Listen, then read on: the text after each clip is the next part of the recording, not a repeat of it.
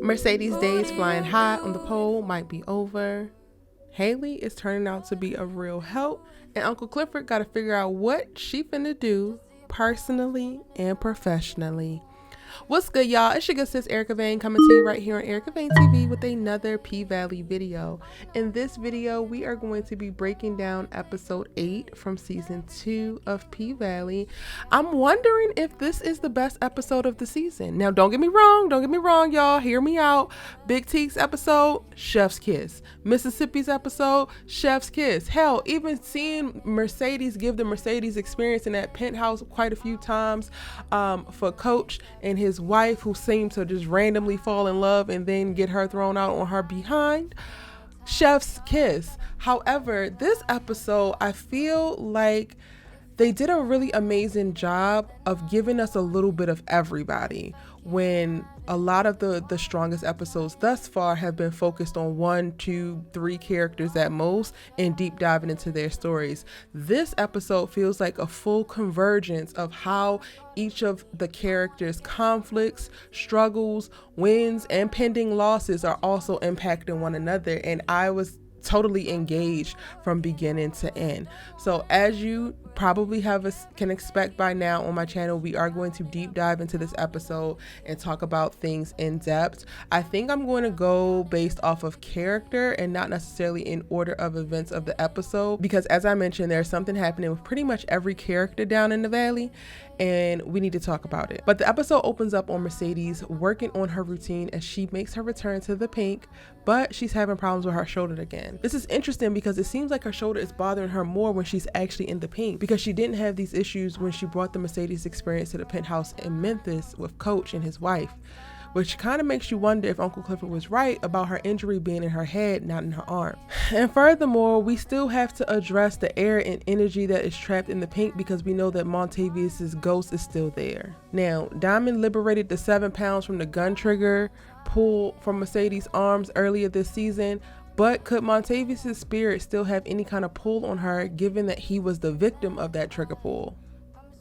Later on in the episode, Mercedes shares with Maine about taking a life and having that really weigh on her psyche and on her spirit and just not feeling the same, which leads us to believe that we will soon find out the ramifications of all of this, and it didn't just go away with time or with the exorcism that Diamond performed earlier this season. Now, speaking about Mercedes' full story in episode 8, she goes through quite a lot. Like, she has to deal with her feelings, her shock, her anger, probably a little bit of resentment when Keyshawn makes her return in such the most backhanded way, not on Keyshawn's part, but definitely on Miss Autumn Knight's part. I really struggle with Autumn, y'all. Like, I be trying to see it for her, but I just don't like how passive aggressive she is, especially how she handles the whole Mercedes headlining thing and then ushers Keyshawn in without a nary a word to anybody. But we're going to talk about the pending power struggle and the battle that's continuing at the pink.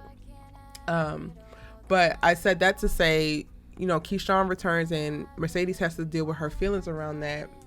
This really prompts one of the strongest visual moments, I think, in the entire episode. And I would say one of, because it's 4 of them for me that just really did it.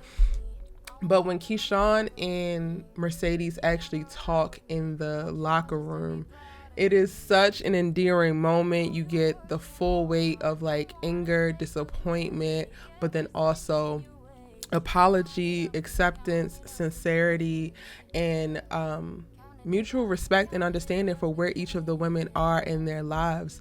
When Mercedes says that you wouldn't be here if you had any other choice, like, that hits home. Like, it hits home. While Sadie's wants to be mad at her, she can't, because she knows that the only reason why she's back is because she don't have a choice. And the action of her coming back in some way is her fighting for herself, which Mercedes can respect. On top of that, the fact that she missed her little sis is also weighing heavily on her, and you can see it on her face. It's also interesting watching Keyshawn shift out of character as soon as Mercedes comes into the locker room, because while with Roulette and Whisper, she's a bubbly pop star version of herself, high-pitched voice and all, but when she starts to talk to Mercedes, she's in her normal voice in Keyshawn, hoping to be welcomed back home upon return. The brief moment where you see both girls at their vanities talking to each other through their mirrors was symbolic to me of how they have each other's backs regardless of what happens, past, present, or future. And again, it was just so dope and endearing to see. Now, aside from that, Mercedes also has to run out and deal with Shell learning about Terica's abortion from last episode, and then she has a fight basically at Mercedes' house. And this scene was really interesting to me, particularly because of what Terica has to balance. She's really balancing her love and respect for both women and the position of both women as mother in her life.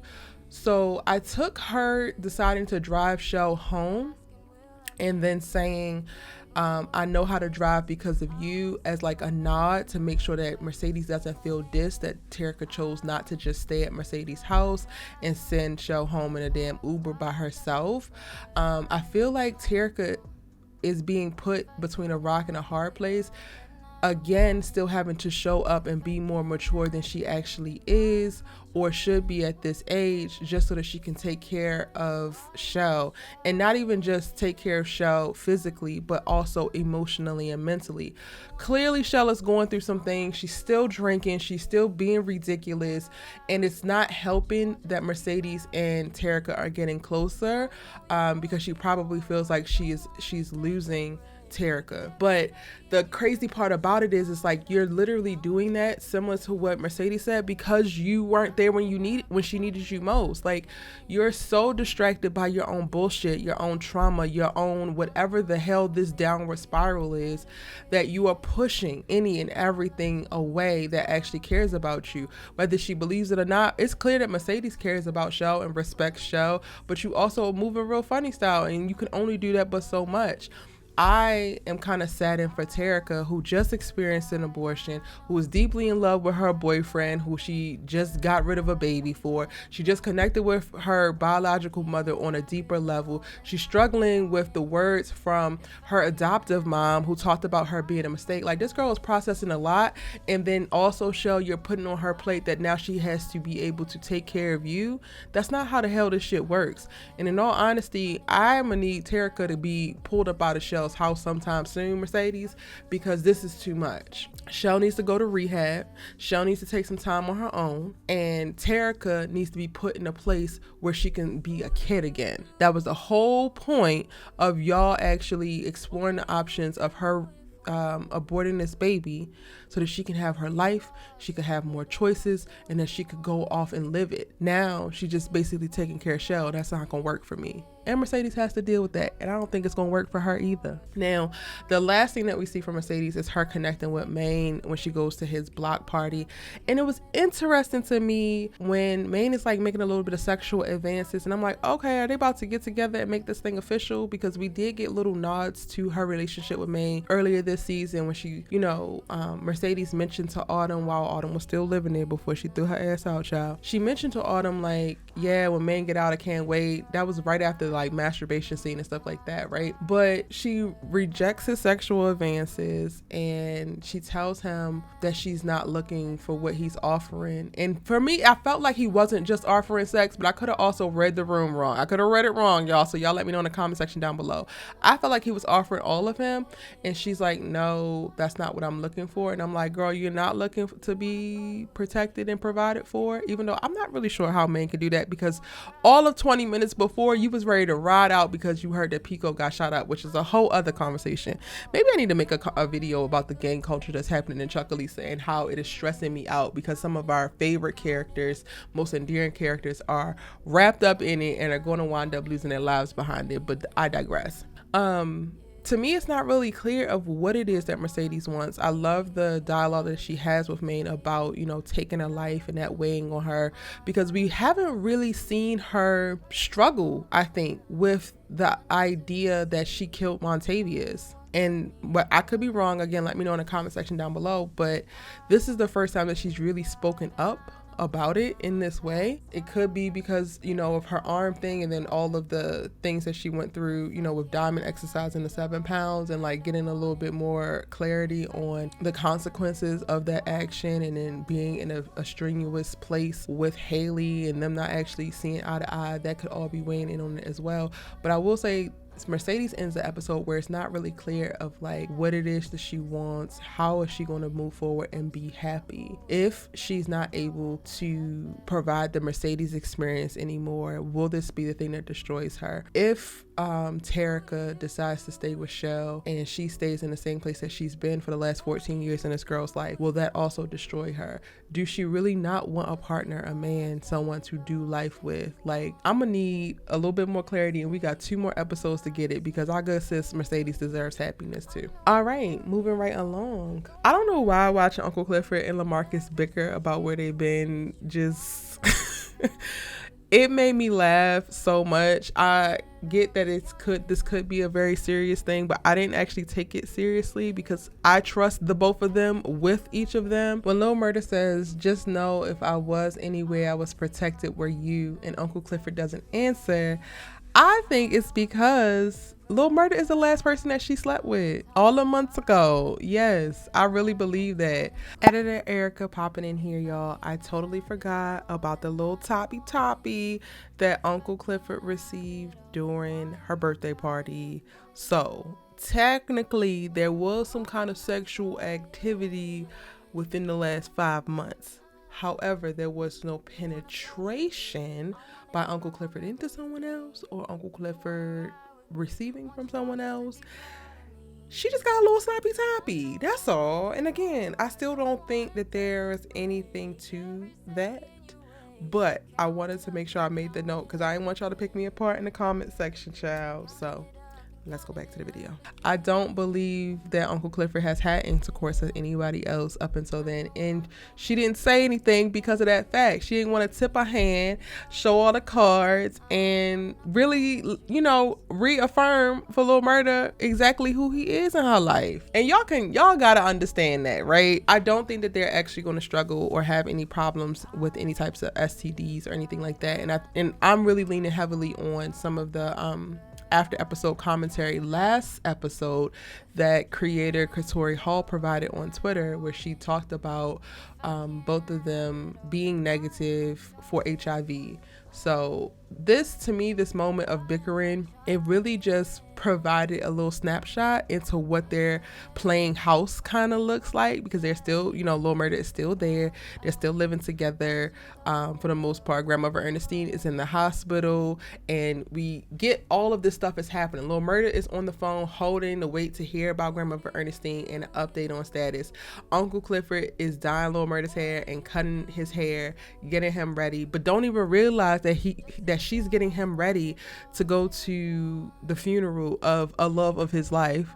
And that becomes like a big elephant in the room, but it's an unidentified elephant. So they get to bickering one about who slept with who and who's protecting, and it'll be okay. But it's like, y'all clearly trust each other. Y'all clearly made this cognitive decision to not use protection. So like, let's not do this now.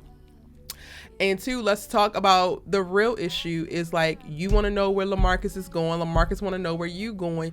Y'all want to know that y'all are both in this as deeply as you are in it. And it's so interesting how this happens within relationships when we are so focus, I think, on protecting our pride and like protecting ourselves from not getting hurt, that we do little things and we put up little roadblocks that ultimately create issues that aren't actually issues. It's going to come out. You're going to talk about Big Teak to Uncle Clifford. You started to do so last episode and got overwhelmed, and Uncle Clifford said, take your time, do what you have to do, like don't tell me anything until you're ready. So it is actually nothing for you to be like, you know what, I'm just not ready to talk about it right now. I'm going to go deal with something that had to do with the other night when I was all bloody and you burned up my clothes. Like, that's it, that's all. Uncle Clifford, is nothing for you to be like, I'm finna go to Pink and try to salvage this hoe because you know that this girl is trying to sell my damn birthright. and I am anxious because I think Grandmother Ernestine is dying, and I don't know what to do with all of my feelings and anxiety. But it's not that simple out here in life, in the world. We're all humans, and we're doing the best that we can. So of course these two don't do that. But honestly, y'all, watching them bicker, that's what I was seeing. I was seeing the subtext, and I was also seeing everything that the audience knows that the characters might not know. So I didn't actually feel away or get thrown off by it. I do think that Uncle Clifford and Lil Murda are gonna make it. I think that this comes with progressing relationships, and as you start to build your lives together and meld your lives together and spend more time with one another, then you get exposed to different things about each other, and then you have to figure out how you're going to handle it. How do you handle your feelings around this person not disclosing everything? How do you handle your feelings around you believing that you like this person more than this person likes you? How do you handle your feelings around whatever insecurities that you harbor on your own that could also manifest in this relationship? That is literally what we're seeing, and I love it. I'm here for it. I'm excited to explore more. What does bring me to a lot of concern is LaMarcus and his experience this entire episode. So we're gonna come back to Uncle Clifford. We're gonna shift and talk about Lil Murda, because in this episode we see him go on, to me, a very wild ride emotionally.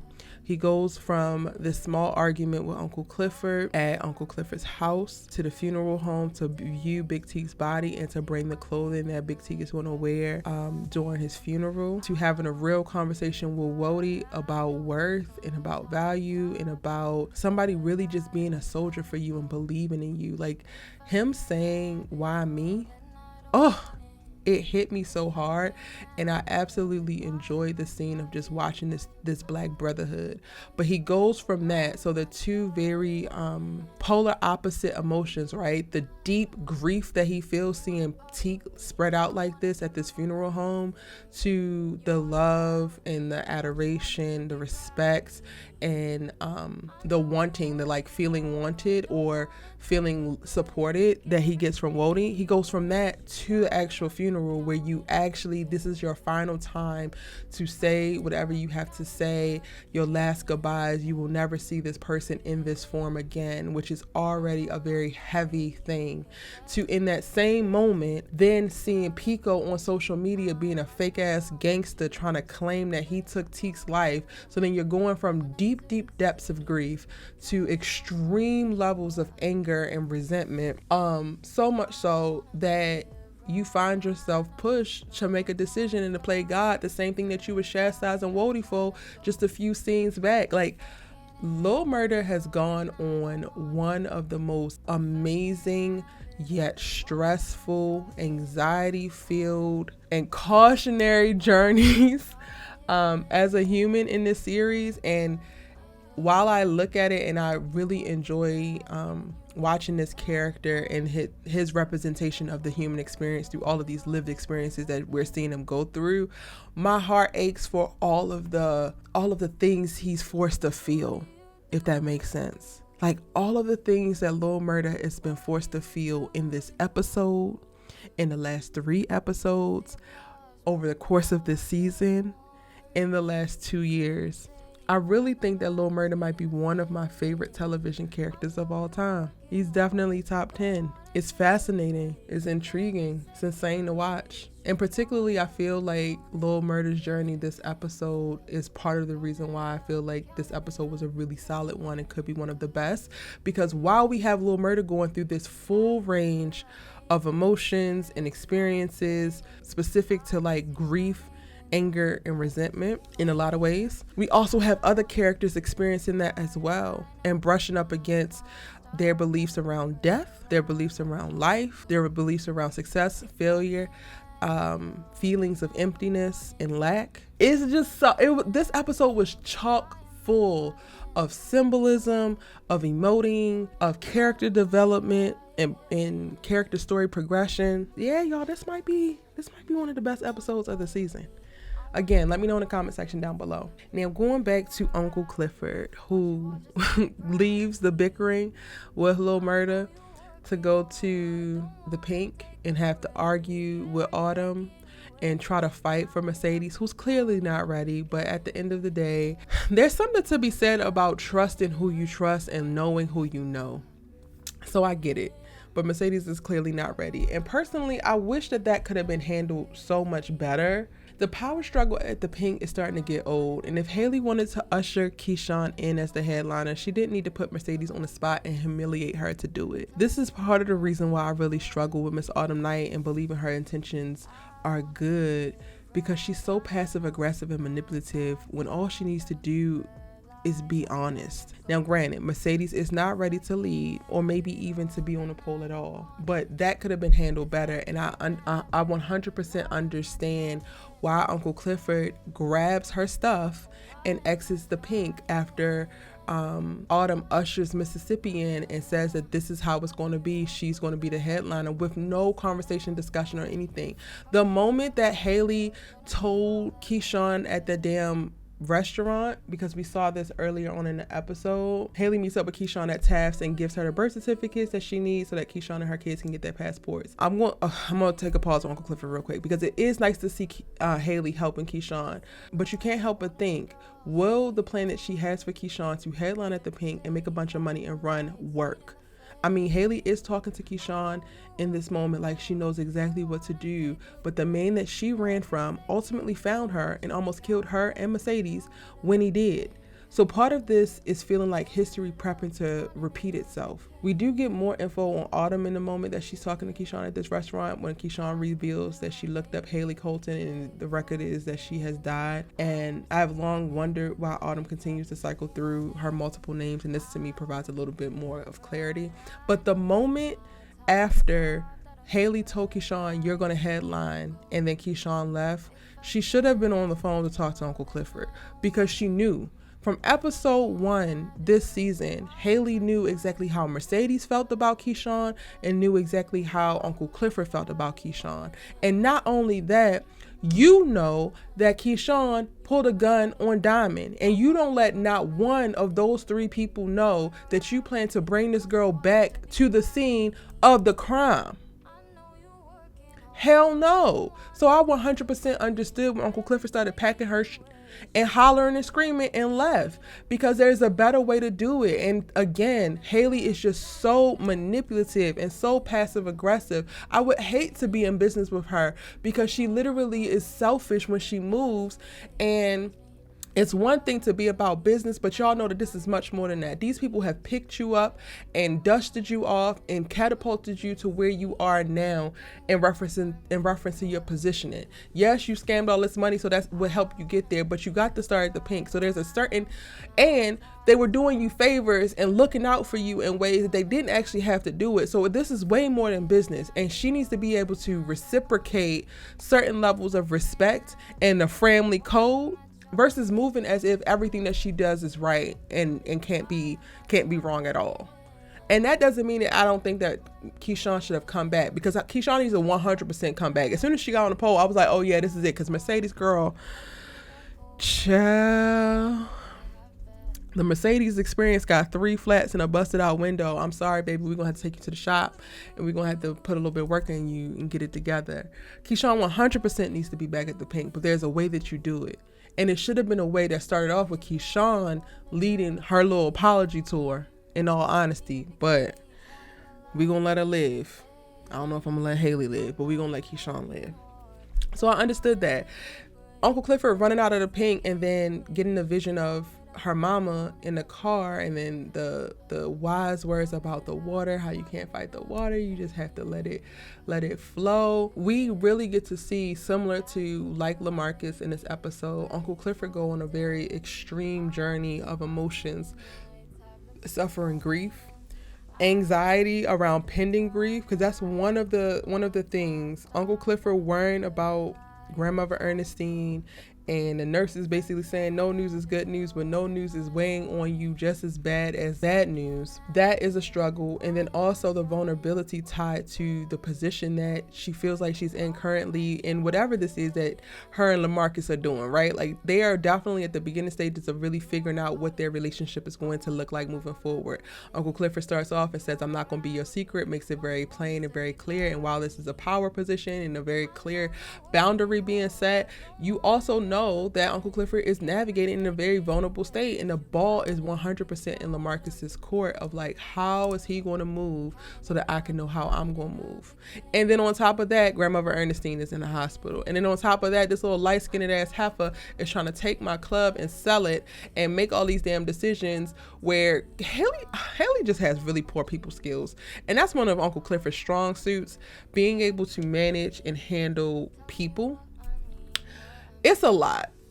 Like, every character was going through so much in this episode. And while Uncle Clifford, I think by the end of the episode, arrives at a place of more calm, still anxiety, because, you know, she's pleading with her mama, like, don't take grandmother Ernestine. I don't want to be grieving the both of you when she goes to go visit her mom's grave.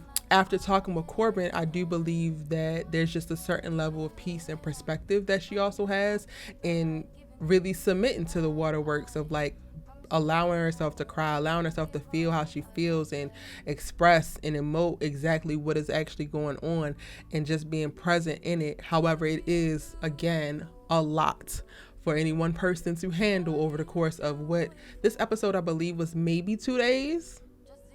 That's a lot to experience, a lot to feel. And since I mentioned Corbin, let's go ahead and talk about the little half black bastard stepchild who's running around trying to snatch up power that his ass already has. I took it like when Corbin went in there to meet with Wayne and he said, I always had something that you wanted, I took it as he meant his whiteness. And I could totally see this. Corbin, you're never going to be white, baby. Stop chasing it. I don't understand it. You're the most sensible of your brothers, and then you're acting so irrationally. Like, Corbin loses it on Andre when Truth for Chuckalisa comes out with the smear campaigns for both Andre and Patrice Woodbine. And child, y'all, we're gonna talk about Miss Patrice briefly, but we're gonna talk about her. He loses it like, I'm paying for this, and basically he could see the campaign slipping through that grass. But it's like, you also don't need Andre to be mayor to exalt the power that you actually hold. Like, and shout out to Uncle Clifford, even though they are not actually friends in this moment, because you have turned your back on one of the people who you have grown up with. You basically grew up like a sibling of Uncle Clifford, and because you're so busy on chasing whatever financial ambitions and like power schemes that you have cooked up, you have now discarded this relationship when it has always been a safe space for you to land, even in your adult years, as you want to be sexually dominated and whatnot, all up and through the pink. It was nice to see them be able to come together and Uncle Clifford provide really wise advice to him as well, similar to how Beulah applied, or how Beulah said to her of like, you gotta go with the water. And then Aunt Grandmother Ernestine says, if you can't get to the water, bring the water to you. I thought that the dialogue around Corbin just being so obsessed with swimming upstream and going against the grain, it was just so powerful, especially given the scene with Wayne prior to, when Wayne makes the remark of like, I will have this thing that you've always wanted, and that's why you're mad at me, and that's why you're doing this. And it's like, Corbin has been chasing whiteness that he associates with power for so very long, that he's also like found himself in this weird ass toxic struggle cycle, fighting for some stuff that he actually don't want, not realizing all that he actually has and using that to his benefit. Is wild. Now, real quick, y'all, Patrice Woodbine, who said that she holds so that Chuckalisa could fly. When I tell y'all I'm so done with Patrice Woodbine, I'm praying that she's gonna take this damn money and drop out of this race and go sit somewhere and somebody just sugar baby her, like just give her money so that she can shut up, because the way that this lady has wreaked havoc in so many people's lives, and while she is pretending to be a pastor in this season of her life, she is not helping anybody, she is not uplifting anybody. She is one of the worst passive villains And not worse as in like bad character development, as in like she really is a horrible ass villain. And I don't know if I want sis to fall, but she got to go. She really got to go. She was hoeing so that Chuckalisa could fly. Girl, child, Roulette and Whisper had a time last night. I don't know. I was on the fence about our good sis Roulette. I was really getting kind of nervous. I felt like she was giving all types of villain steez in the most recent episodes. And then shout out to Gail Bean, who plays Roulette. She provided a little bit of clarity on Twitter. I'll pop up her tweets right now so that you can read them on screen, of how she plays Roulette and a little bit of Roulette's perspective. She definitely was giving me dangerous, and then I wasn't actually clear on if any of her allegiances were real or true. And in this episode, she proves herself above and beyond. She is literally who the hell Ebony needed in the Players Club when she went to go and she just wanted to dance for them, period. Like, Roulette lets us know exactly how she got her name, because her favorite game is what? Russian roulette. And then also, while she got her money from her DSLs, she also ain't forget. So go ahead and suck on this Draco. Yo, I ain't never want to be a gangster so hard in my life. Like, Roulette, we love you, baby. And the way that you rolled for Whisper in this moment was truly chef's kiss. They are giving all types of Thelma and Louise steez in their moment in this episode, and I'm totally here for it. Now, last but certainly not least, let's go ahead and talk about Miss Mississippi, who Derek decides to try to bless with some new Louboutins, but the shoes are too small because her feet then sprayed after 2 babies. Things have changed. This is very symbolic of Keyshawn as a person. She has expanded in knowledge, belief in what she is capable of and what the world has to offer her. She might look like the little petite girl he fell for in high school, but she is so much more now, and quite literally unable to fit in the same spaces that he wants to put her in. The physical discomfort that we see on Keyshawn's face as he tries to shove the shoe onto her foot is the same growing pains that we have watched her move through from the moment that she grabbed the kids and tried to run when the car battery was taken out till now. It is too late. There is no going back, Derek. Things have changed. Also, I want to note that the bruising on Keyshawn's eye in the scene with the shoe versus the scene with her and Haley, like, it's on her chin then when she's with Haley. So I'm not sure the amount of time that has passed, but it's clear that the violence has not stopped.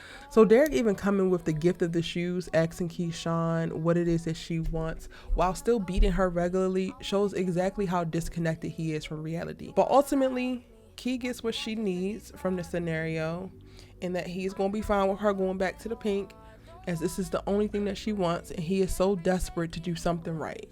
I love the setup in the scene of Keyshawn washing dishes and looking out the window, as this also feels like foreshadowing for her moving to a better day in the future when she is free. But for now, she keeps doing the things that she's expected to do, but at least she can see something off in the not too distant future. There's hope. What is kind of confusing about this is what triggered Derek to have this "I'm gonna change" moment in this episode. In episodes prior, he's been doubling down in his aggression. He's been doubling down in Keyshawn's isolation.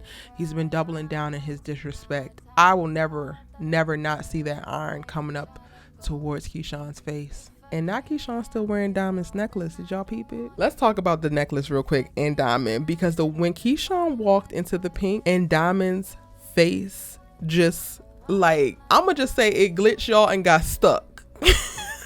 He ain't know what to do. And I'm not even gonna hold you. I was looking at Diamond, and then immediately I looked at Big Bone. And Big Bone watching Keyshawn became the thing that I was definitely, like, could not look away from for like a strong minute and a half that they were on screen. I don't know what this is going to mean for Big Bone. I don't know. We don't know yet what Big Bone is capable of. Is she a jealous character? So many of y'all have been talking about her being tied to Montavious, which Mississippi has nothing to do with the Montavious death, right? Diamond does. I definitely feel like if Big Bone is tied to Montavia, she don't know that because she probably wouldn't be sleeping with Diamond. But I also feel like she's actually really, really into Diamond. So this could become trouble for Mississippi. And we're at the very, very beginning stages of it. So I just wanted to go ahead and put that on your mind, put that out there. And we're going to have to circle back once more evidence presents itself. But I ain't like the way Big Bone was looking at her. But I did kind of love the way that Diamond was looking at her. Y'all, we might get Diamond and Keyshawn. Season 3, Katori. Reward us. P-Valley writers, reward us. We deserve. Keyshawn deserves. Last but not least, Haley turns down the $5 million offer, and basically her and Georgie are having like this little standoff in this little racist ass beauty salon. Not Shanae's is down the street. Lady, you couldn't touch this girl body or hair if you wanted to. Like, it's... I know that we in the South. I get it, y'all. And it's so much colorism and racism that is prevalent. But every time it happens, I get annoyed. I just wanted that lady to get slapped, but whatever. Georgie made it clear she's in the right place. However, what I like about Georgie's character is she don't give me racist. She give me about her business. She gets tell it like it is. And I wasn't really mad at any of the things that she said to Haley. Like, she's like, girl, you understand that your worth isn't in your beauty, but you don't realize that it's waning on both fronts. We might not even get this referendum passed, which means that we won't be able to build a casino anyway. So me trying to buy your land won't even matter once this election damn happen.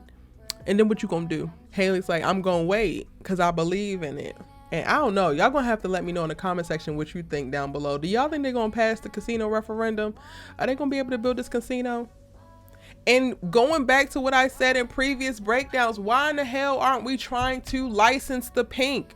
Why aren't we trying to franchise the pink and lease the land? Corbin, you were talking about your family leasing the land. Why the hell can't Uncle Clifford and Haley lease this damn land and then license the pink inside? They need a little bit of titties in the casino. Like, let's make it do what it do. All right, y'all. And that is my breakdown for episode 8, season 2 of P-Valley. Thoroughly love the episode. I cannot wait to hear your thoughts in the comment section down below. If you're new here, go ahead and give this video a like and subscribe to the channel so you don't miss out on any of my P-Valley breakdowns moving forward, as well as all of the other dope ass television shows that I'm breaking down as well. It's your good sis you love to talk TV with, and I'm gonna see you in the next one. Bye.